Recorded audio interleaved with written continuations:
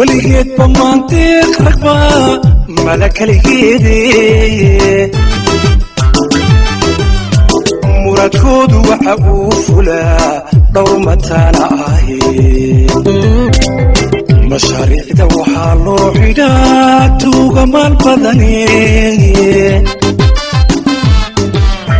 أف بشارك مويه من كالي ما يدحك بطيرا waxa uu baarka ka jarayaa sanadkii saddexaad ee uu hayay talada Soomaaliland waxaana la isweydiinayaa wanaaga laga dhaxlay muddadii uu dalka hogaaminayay carabka shacabkuna waxa uu soo qaban lahayd hal waxqabad oo muhiim u ah noloshooda oo dawladdiisu soo kordhisay muddadii ay talinaysay waana su'aal xidhaale jawaab loo waayay ku noqotay qulubta shacabka 40 milyan ka badan ee mas'uuliyadda u qaaday inay sheegaan hal waxqabad oo uu soo kordhiyay kasoo in la soo qaban lahayd deefta laga helay hogaaminta madaxweyne Muuse Biixi iyo dawladdiisa Soomaaliland ka talinaysay 3 sanadood ee ugu dambeeyay waxa jira hagardaamooyin ay shacabku tirsanayaan oo si bilaa todaala ah uga soo gaaray xukuumadda labaad ee kulmiye oo 2 sanadood uga harsan yihiin waqtigii shacabku u dirsaday shakhsiga hoggaanka u haya oo 3 sanadood ay kaga lumeen argoosiga siyaasadeed ee uu iskaga yareynayo cadada ku gaaxsan ee soo taxnay tan iyo 1994 oo uu hormood ka ahaa qabqablayaashii sababta u ahaa dagaaladii sokeeye ee dhexmaray shacabka Soomaaliland ee 20 sanadood kadib iska tuuray heeryadii dawladdii kale taliska ahayd ee Siyaad Barre shaqa abuurka dhalinyarada oo kamid ahaa balamaha ugu shilisay lagu xardhay barnaamij siyaasadeed musharaxiinta kulmiye ku galeen doorashadii dhacday dabayaaqadii sanadkii 2017 saddex sano kadib waxba kama fulin balse waxaynu diiradda saari doonaa talaabooyin aan todaala lahayn oo toddobaadkii ugu dambeeyay ay dawladda Muuse Biixi ku talaabsatay fulintooda hase ahaatee qaarkood soo taxnaayeen muddadii madaxweynaha shanaad talinayay kuwaas oo si toos ah loogu dagaalamayo dhaqaalaha dalka iyo shaqooyinka dhalinyaradu ay si iskooda u samaysanayaan qaarkoodna ay xirfadooda ku helayaan iyo guud ahaanba caqabadaha culus ee dawladdu la beegsanaysa shacabka ay mas'uuliyaddu ka saarnayd inay noloshooda horumariso malihiisa siduu magan yahay moodistiyatiisa ikhtiyaarku maamuli dalkani manu ka xoroobin bulshay ka xoroobin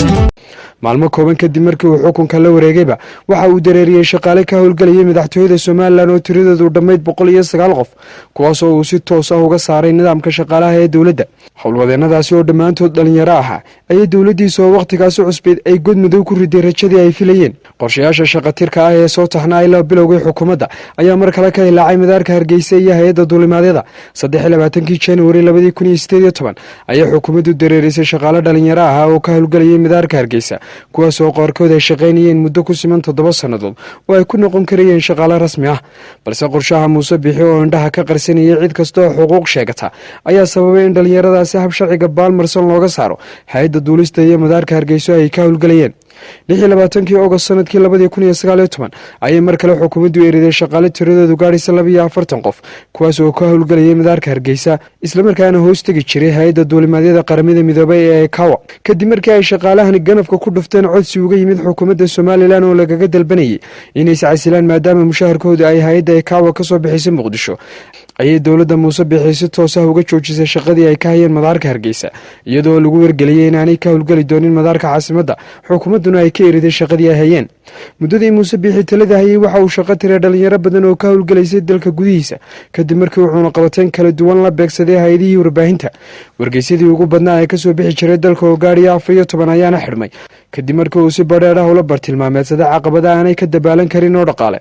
waxa uu soo kordhiyay telefishin cusub oo qoyskiisu leeyahay kaas oo lagu magacaabay Sky Cable TV isagoo dhawaan hawada soo galay shabakada Hanaag News oo muddo badan ku hadlaysay afka qadiyadda Soomaaliland ayaana waqti ku siman sanad ugu xayran hab sharci darra sidoo kale waxa uu shaqo tiray boqolaal dhalinyaro oo ka howlgalaya xafiisyada socdaalka ee jara tigidhada diyaaradaha kadib markii uu danta qoyskiisa ka dhex arkay xayiraadu la beegsaday diyaaradaha Fly Dubai iyo Air Arabia oo ilaa hadda laga furfuri leeyahay maadaama uu doonayo in diyaaradda Ethiopian Airlines oo qoysku dheef gaar ah ku qabaan ay kooto ku haysato suuqa duulimaadyada sida Hanaag News loo xaqiijiyay shaqaale gaariya 120 dhalinyaro ah ayaa shaqalaan wajahaya kadib markii ay xukuumadda Muuse Biixi toddobaadkii hore xayiraad ku soo rogtay telefishinka Stan TV oo suuqa looga saaray midka ay qoyska madaxtooyadu leeyihiin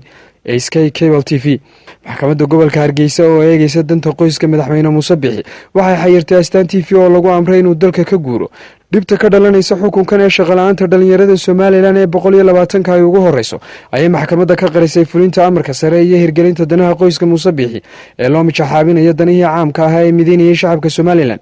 5 bisha November sanadkan 2020 ayuu mar kale golaha wasiirada marsiiyay qodob si weyn u taabanaya dhalinyarada Somalilan kaasoo horseedi doona shaqalaan baahsan oo soo wajahda kadib markii la sheegay in xukuumaddu go'aamisay in la joojiyo soo dejinta baabuurta yaryar ee loo yaqaan Fitista kuwaasoo ay dadweynuhu si weyn u isticmaalaan isla markaana ay wataan dhalinyaro ka xoogsato oo shaqo ka helay iyo shirkadaha ay ka shaqeeyaan boqolaal dhalinyaro ah oo si weyn ugu tiirsan ka ganacsiga gaadiidka yaryar iyo adeegyada ay qabtaan Muuse Biixi oo gudoominayay shirka go'aamadani ka soo baxeen ayay isaga iyo wasiirada xukuumaddiisuba iska indhatireen doorka weyn ee ay shacabka Somalilan ugu tiirsan yihiin gaadiidka yar ee Fitista taas beddelkeedana go'aamadii lagu soo rogi lahaa baabuurta aan manaafacaadka u lahayn shacabka ee V8ka isla markaana ay ku raaxaystaan madaxda Muuse Biixi ugu horeeyay ee laga masruufo cashuurta shacabka ayaa lala beegsaday gaadiidka saameynta tooska ah ku leh nolosha shacabka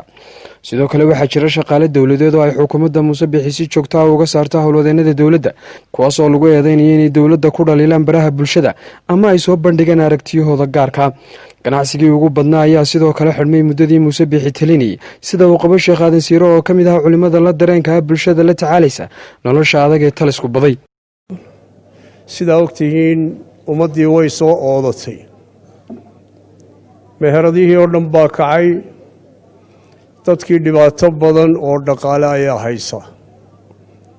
xukuumadda maanta dalka ka talisa waxay keentay in dhaqaalihii xidhmo isla markaasi dadku ay soo wada ootaan waxaanu leenahay war dhaqaalaha hala furfuro madaxweynaha waxaanu leenahay xukuumaddii kaa horreysay 3 meelood bay dhaqaalaha u qaybin jirtay 2 meelood ummadday ku soo celin jirtay oo circulationku waa badnaa meelna iyaga ayaa farsamaysan jiray waxaa la leeyahay madaxweyne wixii oo dhan 3diiba aday kugu arooreen baa la leeyahay wax la aqbali karaya maaha inay dadku soo ootaan islaamku wuxuu la dagaalamay hantidu inay cid ku ururto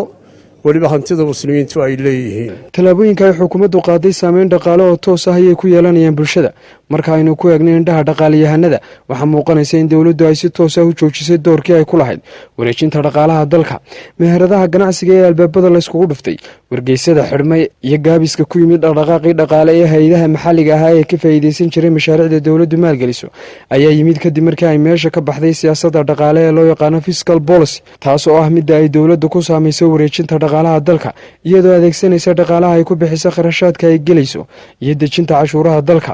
iyadoo cashuuruhuna ay kor u sii socdaan muddadii ay xukuumadda Muuse Biixi talada haysay isla markaana aanay jirin cashuur hoos loo dhigay iyadoo loo danaynayo shacabka danyarta u badan ee la halgamaya nolosha sii adkaanaysa ee Somalilan cilmiga dhaqaalaha ayaa aaminsan in dawlad kasta oo yaraysa ama wada joojisa kharashaadka ay gashada suuqa shacabka dib ugu noqonaya isla markaana kor u qaada cashuuraha badeecadaha kala duwan ee daruuriga ahi ay tahay mid aan u danaynin nolosha shacabkeeda taas beddelkeedana waxaa lagu tilmaamaa dawlad horseed ka ah dagaal ay kula jirto koritaanka dhaqaale ee bulshadu ay si isgeed ah u samaynayso waana midda ay hadda u xiibsiibatay xukuumadda Muuse Biixi ee 3 sano jirsatay taasoo muddadii ay talada haysayna ku fashilantay inay gudato waajibaadkeedii ka saarnaa koritaanka dhaqaale ee dalka iyo taageeridda barnaamijyada ay shacabku samaynayaan ee korinaya dhaqaalaha iyo noloshoodaba go'aamada sida tooska ah cidhiidhiga ugu sii kordhinayay nolosha shacabka ee ka imanaya xukuumadda ayaa hadday sii socdaanna horseedi kara baraarug weyn oo ay bulshadu iskaga ridi karto heeryada siyaasiga ku fashilmay hirgelinta himiladii shacabkani lahaa danyarahu masruufkii ma helo maalin qura wiigii ma macdaar nin quru leeya mandhow qarankeenu marbaan idhi dalkii maaha kaniyaad ku madhateeni ma malaawiin baa ku helay muruga ciilkeeda